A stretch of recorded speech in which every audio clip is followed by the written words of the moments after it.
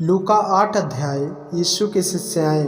इसके बाद वह नगर नगर और गांव गांव प्रचार करता हुआ और परमेश्वर के राज का सुसमाचार सुनाता हुआ फिरने लगा। और वे 12 उसके साथ थे, और कुछ स्त्रियां भी थीं जो दुष्ट आत्माओं से और बीमारियों से छुड़ाई गई थी।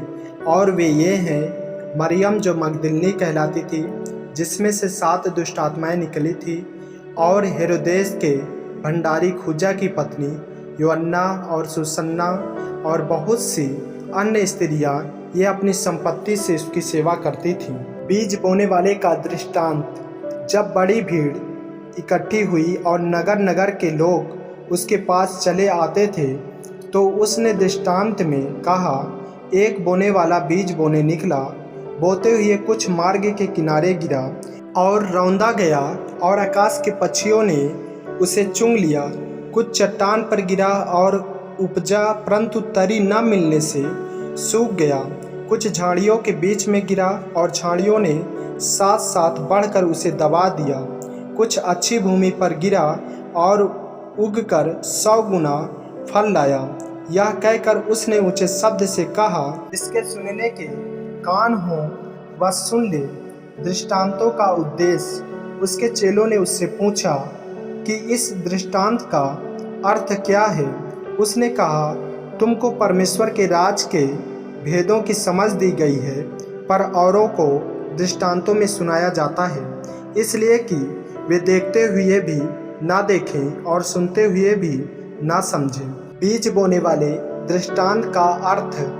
दृष्टांत का अर्थ यह है, बीज परमेश्वर का वचन है।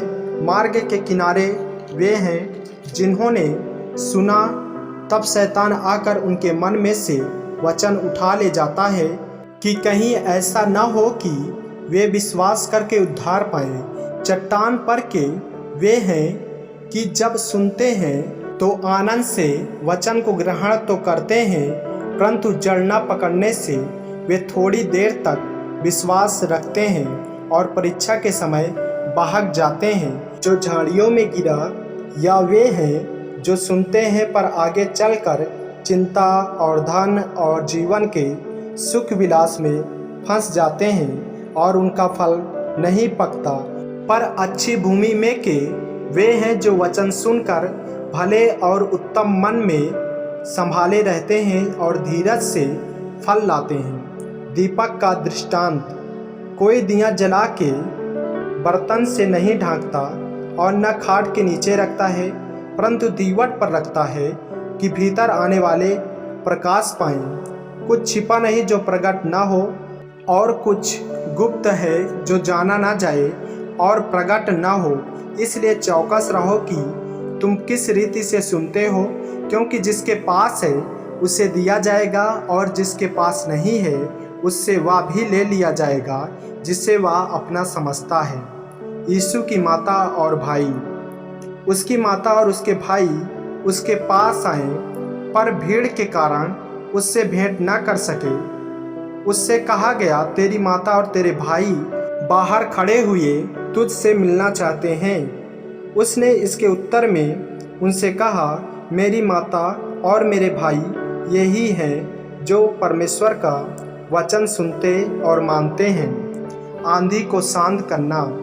फिर एक दिन वह और उसके चेले नाव पर चढ़े, और उसने उनसे कहा, आओ झील के पार चलें। अतः उन्होंने नाव खोल दी, पर जब नाव चल रही थी तो वह सो गया, और झील पर आंधी आई और नाव पानी से भरने लगी, और वे जोखिम में थे। तब उन्होंने पास आकर उसे जगाया और कहा, स्वामी स्वामी, हम नाश हुए जाते हैं। तब उसने उठकर आंधी को और पानी की लहरों को डांटा, और वे थम गईं और चैन हो गया।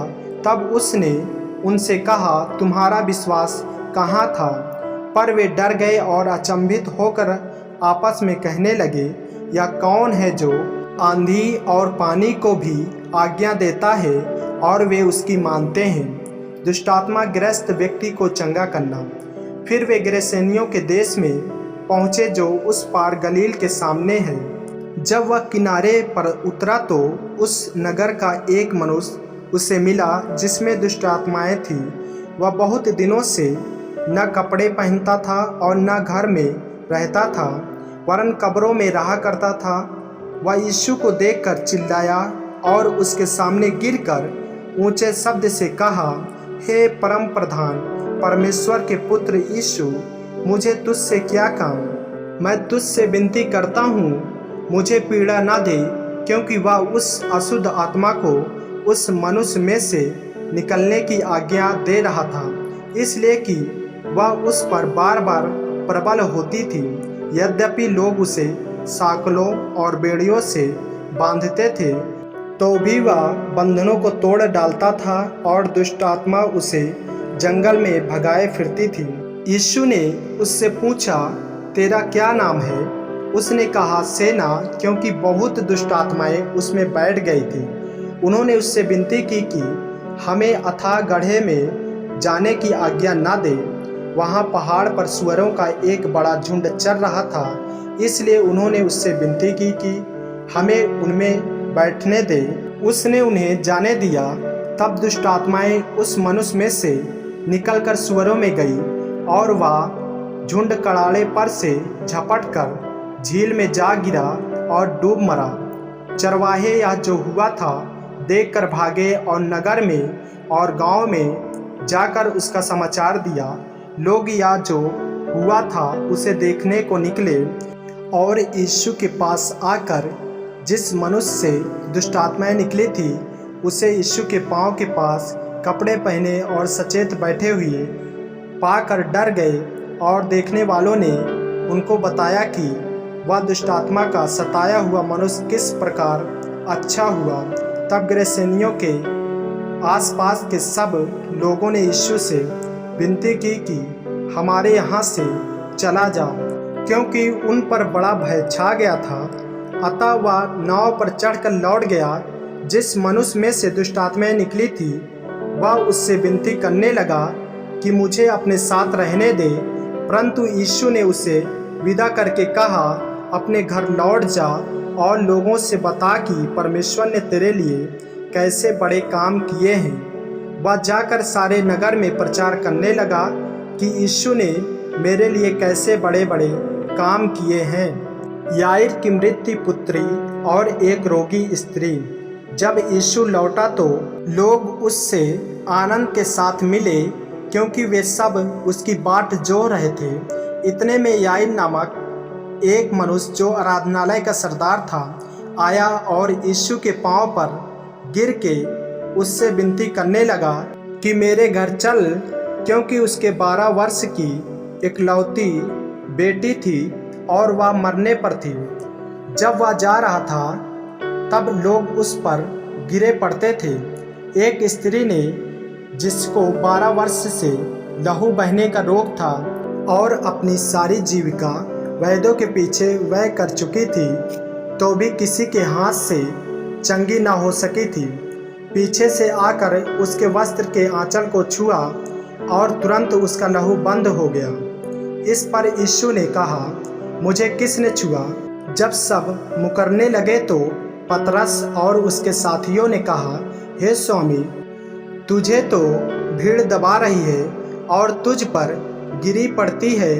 परंतु यीशु ने कहा, किसी ने मुझे छुआ है, क्योंकि मैंने जान लिया है कि मुझ में से सामर्थ्य निकली है। जब स्त्री ने देखा कि मैं छिप नहीं सकती, तब कांपती हुई आई और उसके पांव पर गिरकर सब लोगों के सामने बताया कि उसने किस कारण से उसे छुआ और कैसे तुरंत चंगी हो गई। उसने उससे कहा, बेटी, तेरे विश्वास ने तुझे चंगा किया है, कुशल से चली जा।